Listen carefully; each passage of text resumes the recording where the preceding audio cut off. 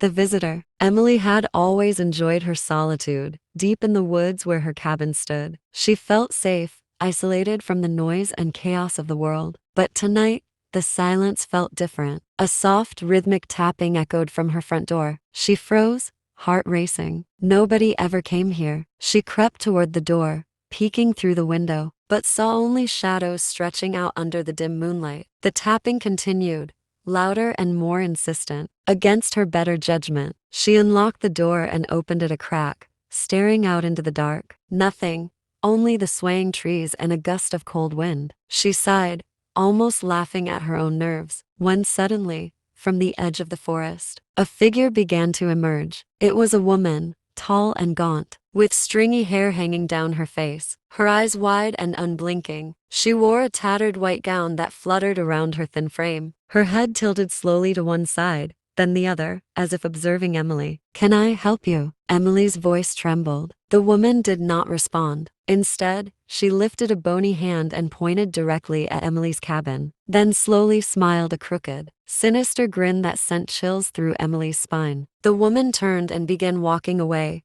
her figure fading into the shadows. Relieved, Emily closed the door and locked it, laughing nervously. But as she turned around, she saw muddy footprints leading from the door to her bed, and there on her pillow was a single word scrawled in blood: "Welcome." Emily backed away, but a whisper from the shadows froze her in place. "Now, you'll never be alone."